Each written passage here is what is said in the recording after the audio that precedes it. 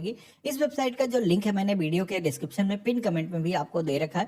Directly आप अपने website का जो इंटरफेस है सेम कुछ इस तरीके से आ जाएगा। अब यहाँ पर आप देखोगे कि प्रधानमंत्री आवास योजना के अंदर अभी तक गवर्नमेंट की तरफ से कितने ऐसे लोग हैं जिनको आवास दिया जा सका है, कितना पैसा गवर्नमेंट की तरफ से खर्च किया गया है। यहाँ पर आप सारे पैरामीटर्स देख सकते हो। एक नया आवेदन आपको करना है तो ऊपर की तरफ आप आओगे, यहाँ पर आप देखोगे कि अप्लाई फॉर PMAY अर्बन 2.0 का ऑप्शन दिया गया है। इस योजना के अंदर नया फॉर्म दर्ज करने के लिए इसी आइकन पे आपको क्लिक करना है। तो प्रधानमंत्री आवास योजना के अंदर अप्लाई करने के लिए जो अभी नया पोर्टल आया है सेम इसी पेज पर आप आ जाओगे।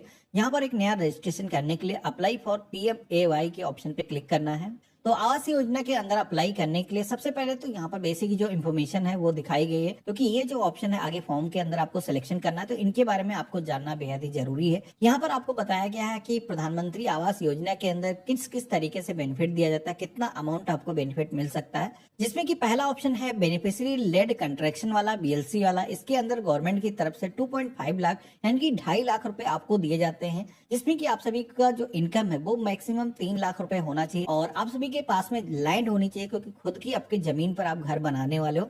तो 45 स्क्वायर मीटर आपके पास में लैंड होना चाहिए, जो कि अगर हम फीट के अंदर देखें तो 485 स्क्वायर फीट मिनिमम आपके पास में जमीन होनी चाहिए कंस्ट्रक्शन करने के लिए। इसी के साथ में अगला ऑप्शन है affordable housing in partnership, AHP वाला। अब यहाँ पर इसके अंदर गवर्नमेंट की तरफ से शहरी क्षेत्र में आपने देखा होगा कि बहुत सारे फ्लैट निर्मित किए जाते हैं, प्राइवेट एजेंसियों के साथ में मिलकर के घर बनाए जाते हैं। वो जो घर है अगर आप लेना चाहते हो तो उसमें भी गवर्नमेंट की तरफ से 2.5 लाख रुपए तक की जो आर्थिक सहायता है वो दी जाती है। इसी के साथ में अगला ऑप्शन दिया गया ARH यानी कि अफोर्डेबल रेंटल हाउसिंग वाला। अब यहाँ पर ये जो फीचर है उन लोगों के लिए होता है जो शहरी क्षेत्र में रहते हैं लेकिन आर्थिक रूप से काफी कमजोर है, जो लोग खुद का अपना घर नहीं बना सकते, जैसे कोई प्रवासी मजदूर है, स्ट्रीट वेंडर है, तो उनको गवर्नमेंट की तरफ से रेंटल हाउसिंग का जो बेनिफिट है वो देती है। जिसमें कि यहाँ पर आप सभी को किराए के जो मकान है वो प्रोवाइड किए जाते हैं, जिसमें पानी सीवरेज की जो व्यवस्था है वो मौजूद होती है। कौन कौन लाभ ले सकता है इस योजना के अंदर? तो प्रवासी मजदूर है, स्ट्रीट वेंडर है, इसके अलावा कई सारे यहाँ पर ऑप्शन दिए गए हैं। इन कैटेगरीज में अगर आता है कोई भी और उसकी जो इनकम है 3 से 6 लाख रुपए के बीच में है तो वो इस योजना के अंदर जो रेंटल का बेनिफिट गवर्नमेंट की तरफ से दिया जाता है, जिसमें आपको खुद की जमीन खरीद करके या फिर फ्लैट खरीदने की जरूरत नहीं, रेंटल पर आपको आवास मिल जाता है, तो इसके अंदर भी आप बेनिफिट ले सकते हो। इसी के साथ में अगला ऑप्शन मिलता है इंटरेस्ट सब्सिडी स्कीम, ISS वाला।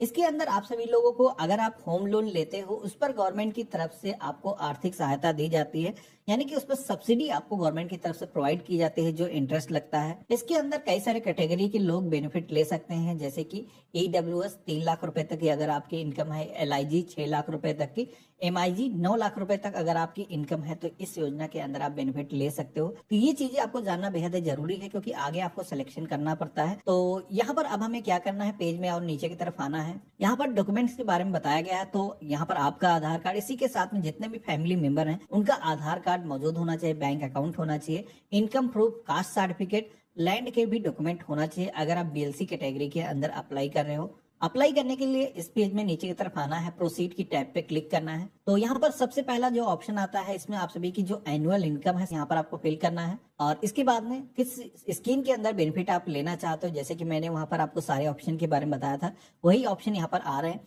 तो BLC बेनिफिशियरी लेड कंस्ट्रक्शन, इसके अंदर हम अपनी खुद की जमीन पर अपना जो घर है वो बनाना चाहते हैं तो यहाँ पर इस ऑप्शन का सिलेक्शन करेंगे। इसके बाद में आप सभी से ये पूछा जाता है कि आपके पास में इससे पहले कोई भारत के अंदर कोई पक्का घर आपके पास मौजूद है, तो अगर है तो यस करना है, नहीं है तो नो के ऑप्शन पे क्लिक करना है। इसी के साथ में अगला ऑप्शन मिलता है अगर आपने इससे पहले किसी भी केंद्र सरकार की योजना या फिर किसी भी स्टेट गवर्नमेंट की योजना के अंदर घर बनाने के लिए अगर आपने आर्थिक सहायता लिया हुआ है तो यहाँ पर आपसे पूछा जाता है, बेसिकली आपकी एलिजिबिलिटी यहाँ पर तय की जाती है। तो यहाँ पर हमने नहीं लिया हुआ, नो के ऑप्शन पे क्लिक करेंगे, एलिजिबिलिटी चेक के ऑप्शन पे क्लिक करेंगे तो यहाँ पर हम एलिजिबल हैं। हमारे सामने फॉर्म का जो नेक्स्ट पेज है वो आ चुका है। अब यहाँ पर आप सभी को अपना जो आधार नंबर है सबसे पहले तो फिल करना है और जो भी आपके आधार कार्ड पर नेम है सेम उसी तरीके से आपको फिल करना है और पेज में नीचे की तरफ आना है, आधार की परमिशन अलाउ करने के लिए इस आइकन पे क्लिक करना है, जनरेट OTP की टैब पे क्लिक करना है। आपके मोबाइल फोन पर वेरिफिकेशन के लिए एक 1 टाइम पासवर्ड आएगा, इसको आप यहाँ पर फिल करोगे, सबमिट के ऑप्शन पे क्लिक करोगे तो अब आप देखोगे कि आपके आधार कार्ड से आपका जो इन्फॉर्मेशन है वो वेरिफिकेशन हो चुका है। आपका नाम पहले से फिल है, आधार संख्या भी यहाँ पर है पैन कार्ड अगर आपका बना हुआ है तो आप दे सकते हो, नहीं है तो कोई जरूरी यहाँ पर नहीं है। डेट ऑफ बर्थ अपनी आपको यहाँ पर कैलेंडर के ऑप्शन पे क्लिक करके सेलेक्ट करना है। जेंडर के सेक्शन में आना है, मेल फीमेल जो भी जेंडर है आप चूज करोगे। आपकी वैवाहिक स्थिति क्या है, आप मैरिड हो या फिर सिंगल हो, चूज करना है। और इसके बाद में आप सभी के फादर का जो नेम है जिस तरीके से आपके आधार कार्ड पर है उसी तरीके से आपको फिल करना है। और फादर का आधार नंबर भी आपको यहाँ पर फिल करने के लिए बोला जाता है, तो ये भी आपको दर्ज करना होगा। मदर का भी नेम उसी तरीके से आपको फिल करना है और माता जी का आधार नंबर भी आपको यहाँ पर दर्ज करना है। रोजगार की स्थिति क्या है, आप जॉब करते हो, सैलरीड पर्सन हो या फिर आप एक लेबर हो, आपको कई सारे ऑप्शन दिए गए हैं, आप अपने अकॉर्डिंग सेलेक्ट करोगे। नहीं ऑप्शन मिलता है तो अदर का भी ऑप्शन दिया गया है, यहाँ पर अदर भी आप चूज कर सकते हो। तो यहाँ पर एम्प्लॉयमेंट स्टेटस के सेक्शन में जैसे कि मैंने लेबर सेलेक्ट किया है, इसके बाद में आप देखोगे कि ऑक्यूपेशन के सेक्शन में कई सारे काम यहाँ पर दिखाए गए हैं, तो जो भी काम आप करते हो इस लिस्ट में से अपने अकॉर्डिंग आपको चूज करना है।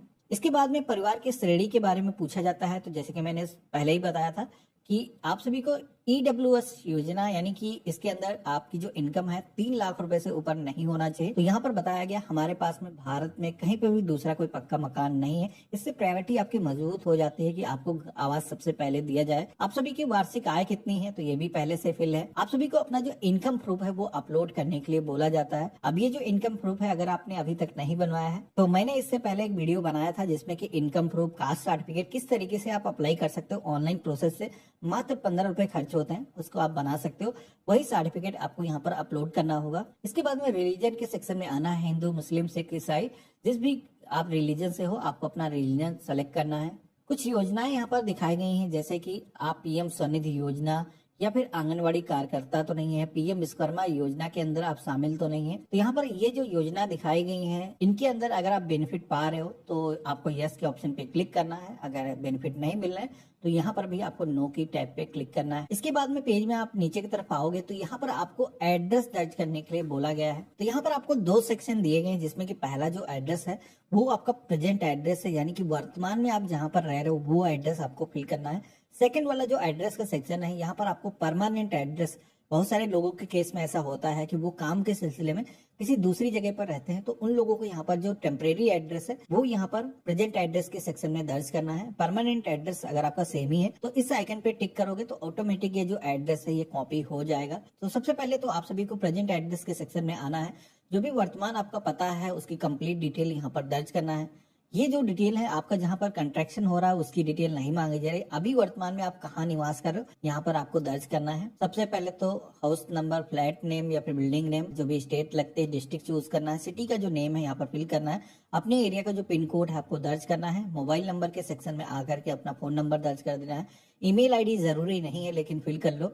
और इसके बाद में यही एड्रेस अगर आपको कॉपी करना है तो सेम एज प्रेजेंट के ऑप्शन पे क्लिक करोगे तो ये जो एड्रेस है दोबारा से आपको फिल करने की जरूरत नहीं है। अब नीचे की तरफ आप आओगे तो देखोगे कि यहाँ पर एक बार फिर से आपको एड्रेस दर्ज करने के लिए बोला जा रहा है। अब ये जो एड्रेस है जहाँ पर भी आपका जो कंस्ट्रक्शन होना है उसका जो एड्रेस है आप सभी से पूछा जाता है, जहाँ पर आप अपना घर बनाने वाले हो। अब आपकी जो जमीन है अगर पहले से उस पर कोई घर नहीं है तो उसका जो भी लोकेशन है आपको यहाँ पर फिल कर देना है। अगर उस पर आप रह रहे हो, कच्चा मकान पहले से बना हुआ है, तो यहाँ पर आपको उसका जो एड्रेस अगर आपने ऊपर फिल किया हुआ है तो सेम एज प्रेजेंट एड्रेस का ऑप्शन दिया गया है, सेम एज परमानेंट एड्रेस का ऑप्शन दिया गया है। इन पे टिक करोगे तो ये जो एड्रेस है ऑटोमेटिक यहाँ पर कॉपी हो जाएगा, इनमें भी आपको फिल करने की जरूरत नहीं होगी। एड्रेस को दर्ज करने के बाद में यहाँ पर आपको भूमि के जो दस्तावेज हैं, जो जिस जमीन पर आप घर बनाने वाले हो उसके जो पेपर्स हैं यहाँ पर अपलोड करना है। तो उसकी जो रजिस्ट्री है उसको स्कैन करके आपको अपलोड कर देना है। इसके बाद में आप सभी को पेज में नीचे की तरफ आना है। ये जो शहर आपने दर्ज किया है जहाँ पर आप अपना घर बनाना चाहते हो,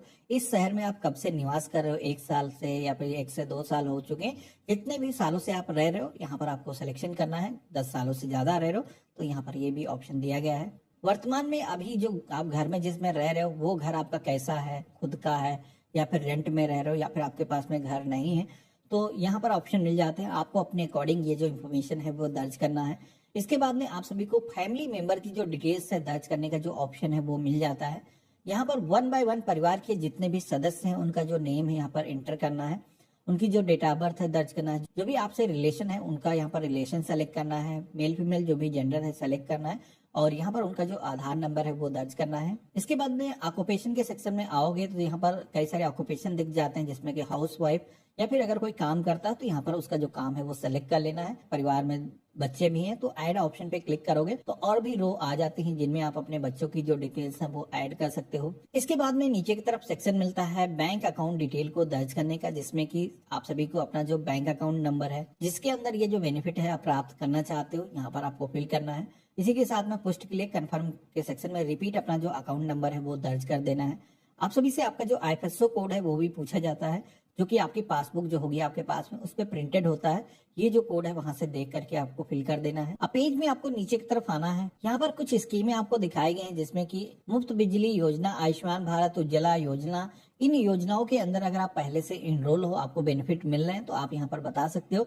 यस के ऑप्शन पे क्लिक करोगे अगर आपको बेनिफिट मिल रहे हैं, नहीं मिल रहे हैं तो नो के ऑप्शन पे क्लिक करना है। आई हेयर बाय डिक्लेयर के ऑप्शन पे क्लिक करना है। जो भी आप जानकारी दे रहे हो पूरी तरीके से सही है और सेव के ऑप्शन पे क्लिक कर देना है। अब जैसे हमने सेव के ऑप्शन पे क्लिक किया है तो हमारी जो एप्लीकेशन है यहाँ पर रजिस्टर हो चुकी है। बाकी इस पोर्टल पर आपको ट्रैक करने का ऑप्शन मिल जाता है, आप अपनी एप्लीकेशन को ट्रैक कर सकते हो। बाकी आप सभी का ये जो आवास है इसका जो फॉर्म है अप्रूव होने